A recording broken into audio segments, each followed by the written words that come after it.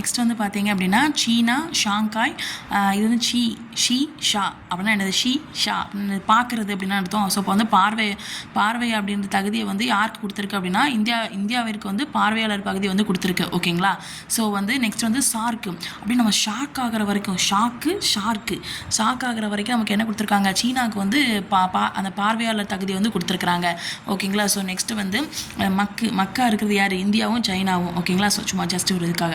ஓகேங்களா? பூடானுடைய கிழக்கு பகுதி. ஓகேங்களா? இது வந்து இடையே உள்ள எல்லைக்கோடு ஆகும் அப்படின்னு சொல்லி போட்டிருக்காங்க. ஸோ நெக்ஸ்ட் வந்து பார்த்தீங்க அப்படின்னா ஸோ 6 + 14. ஸோ 4 இருக்குது. ஸோ 4 அப்போ 4 நாடு கண்டிப்பாக ஒரு பிரிட்டிஷ், இந்தியா, திபெத்து, சீனா. ஓகேங்களா? ஸோ இது வந்து என்னென்னா இதில் உள்ள பிரதிநிதிகள் வந்து கூட்டத்தில் வந்து தீர்மானித்தாங்க. ஸோ நெக்ஸ்ட் வந்து பார்த்தீங்கன்னா பிரிட்டிஷ் இந்தியா சார்பில் இந்தியாவிற்கான செயலாளர் வந்து யார் அப்படின்னா அதான் ஆறு. ஸோ அப்போ ஆர்தர் ஹென்றி. இன்னொன்று யாருன்னா அந்த மக்குமோகன். ஓகேங்களா? இவங்கெல்லாம் கலந்துக்கிட்டாங்க. ஓகேங்களா? இந்தியாவோட சார்பில். ஓகேங்களா? ஸோ இந்தியாவுக்கான செயலாளராக. நெக்ஸ்ட் வந்து இந்தியா வந்து தன்னோட 2வது மிக நீளமான எல்லைக்கூட வந்து எந்த நாட்டோட ஷேர் பண்ணியிருக்கு அப்படின்னா மியான்மர். ஓகேங்களா? இந்தியாவில் மியான்மர். ஃபஸ்ட்டு என்னது? வங்காளதேசம். செகண்ட் வந்து மியாவ். ஓகேங்களா? பங்கு, அப்புறம் ஃபஸ்ட்டு ஃப்ரெண்டு, அப்புறம் வந்து பூனைக்குட்டி. ஓகேங்களா? 1989 வரை பர்மா என அறியப்பட்டது மியான்மர். அப்போ பர்மா வந்து எப்போ வந்து மியான்மர் ஆச்சு அப்படின்னா 8 இருந்தது 9 ஆயிடுச்சு. ஓகேங்களா? 8 இருந்துச்சு 9 ஆயிடுச்சு. அப்போ பர்மா, மியான்மர். நெக்ஸ்ட் வந்து மியான்மர் நாட்டுடன் தங்கள் எல்லையை பகிர்ந்து கொள்ளும் மாநிலம் எது அப்படின்னா மியாவ் வந்து யாருக்கா பிடிக்கும் அப்படின்னா அருணாங்கிற ஒரு பொண்ணுக்கு பிடிக்குமா? சரியா? ஆனால் அவகிட்ட வந்து என்ன ஆயிடுச்சு அப்படின்னா மணி வந்து இல்லையா? சரியா? ஸோ அது மட்டும் இல்லாமல் பாம்பு வந்து அதை கடிச்சிருமோ அப்படின்னு சொல்லிட்டு என்ன பண்ணிட்டா, அந்த மியாவ் பூனைக்குட்டி என்ன பண்ணிட்டாரு? மிஸ் பண்ணிட்டா. மிசோரம். நாகப்பாம்பு அப்படின்னா நாகாலாந்து. அருணான்னா அருணாச்சல பிரதேசம்.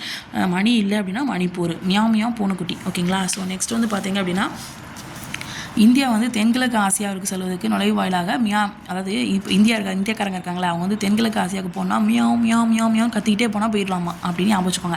நெக்ஸ்ட் வந்து கல்லடன் பன்முக மாதிரி போக்குவரத்து திட்டத்தினை டேஸ் நாட்டுடன் இணைப்பதற்கு இந்தியா உருவாக்கிறது. கள்ளம் வரான் எங்கன்னா ஃபஸ்ட்டு சாலை வழியாக, அப்புறம் நதி வழியாக, அப்புறம் துறைமுகம் வழியாக வரான். எங்கேருந்து அப்படின்னா மியான்மர்லேருந்து. ஓகேங்களா? ஸோ நெக்ஸ்ட் வந்து பார்த்தீங்கன்னா இந்தியாவோட பெட்ரோலியம், இயற்கை வாயு. இப்போ வந்து பூனைக்குட்டி இருக்குல்ல, பூனைக்குட்டி வந்து இப்போலாம் பூனைக்குட்டி நம்ம நினைக்கிறோம். ஆனால் இப்போ பூனைக்குட்டி ஏஐயில் நிறைய வருதுல. ஸோ அது பெட்ரோல், இயற்கை வாயு அந்த அளவுக்கு பங்குதாரராக ஆகிட்டான். ஓகேங்களா? ஸோ நெக்ஸ்ட் வந்து பார்த்தீங்கன்னா மியான்மர் எரிசக்தி துறையில் முதலீடு செய்துள்ள நிறுவனங்கள் என்னென்னு பார்க்கலாம். மியாவ் வந்து நான் பூனைக்குட்டி தானே. ஸோ வந்து அதுக்குன்னு ஒரு சக்தி வந்து கிடச்சிட்டான். சக்தி கிடச்சோடனே அது என்னென்ன பண்ணுது அப்படின்னா விதேஷுங்கிற ஒரு பையன். ஓகேங்களா? விதேஷுங்கிற ஒரு பையன் ஆன் பண்ணுறான். என்ன ஆன் பண்ணுறான் அப்படின்னா நிறைய முதலீடு நிறுவனங்களை வந்து ஆன் பண்ணுறான். யாரோட உதவியில்? மியான்மருடைய உதவியில். அப்போ மியான்மர் எரிசக்தி துறையில் ஒரு சக்தி கிடைக்குது. விதேஷ் வந்து ஹெல்ப் பண்ணுறான், ஆன் பண்ணுறான். ஈசா கோயிலையும் கெயிலு ஈசா கோயில் எஸ்ஸா.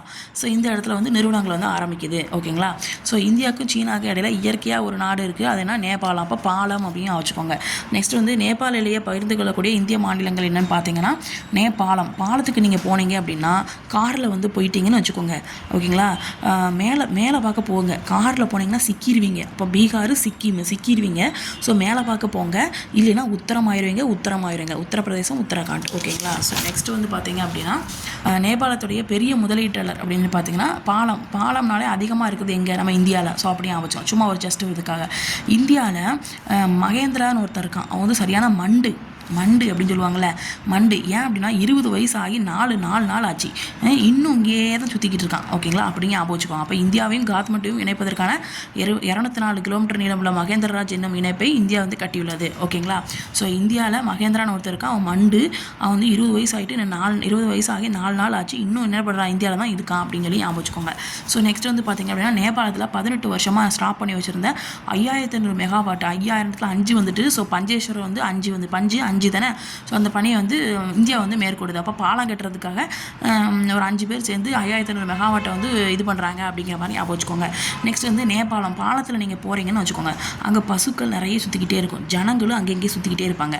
அது வந்து ஒரு பாரம்பரிய முக்கியமான ஒரு விஷயமா இருக்குது அப்படின்னு ஞாபகம் வச்சுக்கோங்க. அப்போ நேபாளம், பசுபதி, ஜனக்பூர். ஓகேங்களா? பசுபதினா பசு, ஜனக்பூர்னா ஜனங்கள். நெக்ஸ்ட் வந்து நேபாள மொழியை இந்தியா வந்து தன்னோட அரசமைப்பில் 8வது.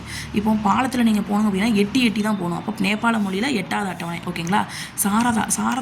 சாரதா வந்து என்ன பண்ணுறா? அவர் ஆற்றோட குறுக்க போனே அங்கே என்ன ஆகிட்டு அப்படின்னா அவருக்கு ஒரு மின்சக்தி கிடச்சி அவளுக்கு அப்படியே கண்ட்ரோல் பண்ணிட்டாங்க. ஓகே, கட்டுப்பட்டு வருகிறது. மின்சக்தி கிடைக்குது. சாரதா ஆற்றுக்கு குறுக்க வந்து போகிறா. ஓகேங்களா? ஸோ நெக்ஸ்ட் வந்து பார்த்தீங்க அப்படின்னா இந்தியா மற்றும் நேபாள அரசு 3 சகோதரிகள் இருக்காங்கன்னு ஞாபகம் வச்சுக்கோங்க. ஓகேங்களா. 1 சரியான மண்டு. ஓகேங்களா. வரேன்னு சொல்லுவாள், ஆனால் வரவே மாட்டாள். இன்னொன்று வந்து லும்பினி. ஓகேங்களா. அவள் வந்து என்னென்னா புத்தரை தேடின்னு சொல்லிட்டு புத்தர் சாமியை கூப்பிட்டுக்கிட்டே இருப்பாள். இன்னொன்று ஜனக்பு. அது இன்னொன்று என்ன, ஜனங்கள் எல்லாமே என்ன பண்ணுறாங்க, அயோத்தியை தேடி போயிட்டாங்க. அதாவது ஐயோன்னு கத்துறாங்க அப்படின்னு வச்சுக்கலாங்க. 1949 போர் நிறுத்தக்கோடு. இது எப்படி வச்சுக்கலாம். 1950 வந்து நமக்கு இந்தியன் கான்ஸ்டியூஷன் வந்து இது நடைமுறைக்கு வந்துச்சுல. ஸோ அதனால் 1949 போரை வந்து ஸ்டாப் பண்ணிடலாம் அப்படின்னு சொல்லிட்டு ஸ்டாப் பண்ணுறாங்க. இன்னொன்று என்ன, எழுந்து போய், அதான் 72 எல்லை கட்டுப்பாடு கோடு அப்படின்னு சொல்கிறாங்க. எழுந்து போய் எல்லையை கட்டுப்பாடுறாங்க. எழுந்து போய் இந்தியாவுக்கும் பாகிஸ்தானுக்கு இடையில சிம்பிளாக ஒரு ஒப்பந்தம் பண்ணுறாங்க. அதான் சிம்லா ஒப்பந்தம். ஓகேங்களா. ஸோ அதை என்னது எழுந்து போய் பண்ணுறாங்க அப்படின்னு வச்சுக்கோங்க. நெக்ஸ்ட் வந்து கோடு பிரிவினை செய்யப்பட்ட போது இது வந்து என்ன சொல்கிறாங்க அப்படின்னா ராட்க்ளிஃப் அப்படின்னு சொல்கிறாங்க. ராட்க்ளிஃப் கோடுன்னு சொல்கிறாங்க. இவர் யார் அப்படின்னா எல்லை ஆணையத்துடைய தலைவர். ஓகேங்களா. அதனால் அவர் பேர் அதுக்கு வச்சிருக்காங்க. சரிங்களா. ஸோ நெக்ஸ்ட் வந்து பார்த்தீங்கன்னா இந்தியாவில் நாலந்தா யூனிவர்சிட்டியில் பார்த்தீங்க அப்படின்னா இலங்கை வந்து ஒரு பங்குதாரராக இருக்குது அப்படின்னு சொல்கிறாங்க. நெக்ஸ்ட் வந்து இந்தியாவையும் இலங்கையும் பிரிக்கிறது எது அப்படின்னா பாக்கு. ஓகேங்களா. 2 பேரும் என்ன பண்ணுவாங்க, பாக்கு போடுவாங்க அப்படின்னா பாக் ஜலசந்தி. ஸோ அசோகர் வந்து புத்த மதத்தை பரப்புறதுக்காக அவருடைய மகன் வந்து மகிந்தா, மகள் வந்து சுங்கமித்ரை, இவங்க வந்து என்ன பண்ணியிருப்பாங்க, சென்ட் பண்ணியிருப்பாங்க இலங்கைக்கு. ஓகேங்களா. ஸோ நெக்ஸ்ட் வீடியோவில் ஷார்ட்கட்ஸ் வந்து உங்களுக்கு வரும். ஸோ பிடிச்சிருந்துச்சுன்னா லைக் பண்ணுங்கள், கமெண்ட்ஸ் ஏதாச்சும் தெரிவிங்க. ஓகேங்களா. Bye, thank you.